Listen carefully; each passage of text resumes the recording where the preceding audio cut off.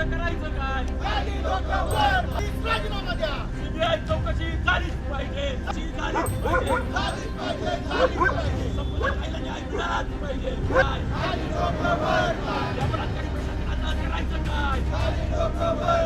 या बलात्कारी प्रशासनाचं करायचं काय? झालेली घटना अत्यंत गंभीर आहे आणि स्वतः पोलिसच जे रक्षक आहेत ते जर भक्षक होत असतील तर न्याय कुणाकडे मागायचा? गेल्या 6 महिन्यापासून ती पीडिता न्याय मागत होती आणि पोलिसांनी त्याकडे दुर्लक्ष केलं. त्यामुळे कुठेतरी निष्पक्ष चौकशी होण्यासाठी सीबीआय मार्फत चौकशी झाली पाहिजे. गृहमंत्र्यांनी राजीनामा दिला पाहिजे आणि चौकशी करणारे पोलीस अधिकारी कोण आहेत?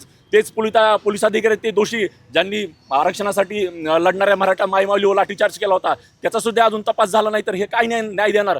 यामुळे निष्पक्ष चौकशीसाठी सीबीआय चौकशी झाली पाहिजे आणि जे कोण खासदार कोण आहेत ते सत्ताधारी पक्षाचे खासदार त्यांचे पीए कोण आहेत ते समोर येणं गरजेचं आहे. उघडपणे असं दिसतंय की सरकार असेल किंवा सरकारमधले लोक असतील प्रशासन असतील हे आरोपीला वाचवण्याचा प्रयत्न करतायत आणि तटस्थ चौकशीसाठी सीबीआय चौकशीशिवाय पर्याय नाही. आणि जर हे झालं नाही तर संपदा ताईला न्याय देण्यासाठी महाराष्ट्रभर संपूर्ण जनता रस्त्यावर उतरेल.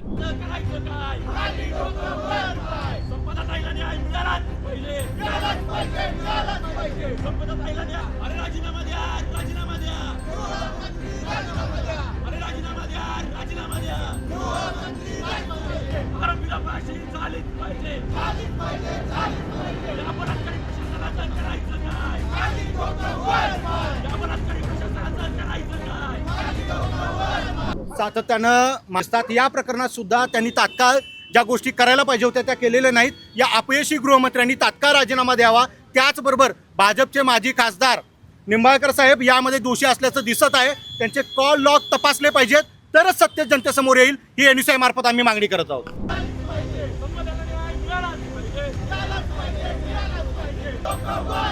या बलात्कारी प्रशासनाचं करायचं काय?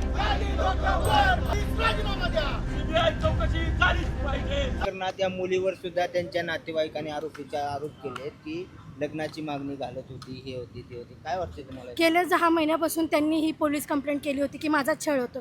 ते दाबण्यासाठी हे त्यांनी खोटे खोटे आरोप केलेले आहेत. ह्यात खूप सारे पोलीस प्रशासन सरकारी अधिकाऱ्यांचा समावेश असल्यामुळे ही केस दाबण्यासाठी नवीन नवीन मुद्दे पुढे करण्याचा प्रयत्न करत आहेत.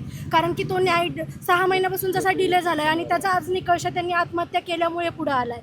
6 महिन्यापासून ते सांगत होते माझा छळ होतो. शेवटी जेव्हा त्यांनी आत्महत्या केली तेव्हा सगळं प्रशासन जागे झाले. तर त्यांना न्याय मिळावा, त्यांच्या घरच्यांना लवकरात लवकर मदत व्हावी अशी आमची मागणी आहे. न्याय मिळणार नाही असं वाटतंय? न्याय डिले का होतोय? 6 म्हणतात अटक केली आरोपींना, सगळी प्रक्रिया पूर्ण केली. सगळी प्रक्रिया पूर्ण झालेली नाहीये. एका गुन्हेगार त्याला अटक केली आहे त्यांनी, पण अजून एक गुन्हेगार फरार आहे. त्यांच्या घरमालकाचा मुलगा तो अजून फरार आहे, त्याचा पत्ता नाहीये. अजून निंबाळकर साहेब त्यांचं कॉल रेकॉर्डिंगचं गोष्ट पुढे येते. सगळे अटक झाले, सगळी कारवाई झाली आहे तरी तुम्ही आंदोलन करा. पण न्याय मिळताना दिसत नाहीये ना. पोलीस प्रशासन सांगितलं अटक झाले, पण त्याच्या पुढे काय? पुढची प्रक्रिया काय? निंबाळकरांचं नाव घेतलंय काय?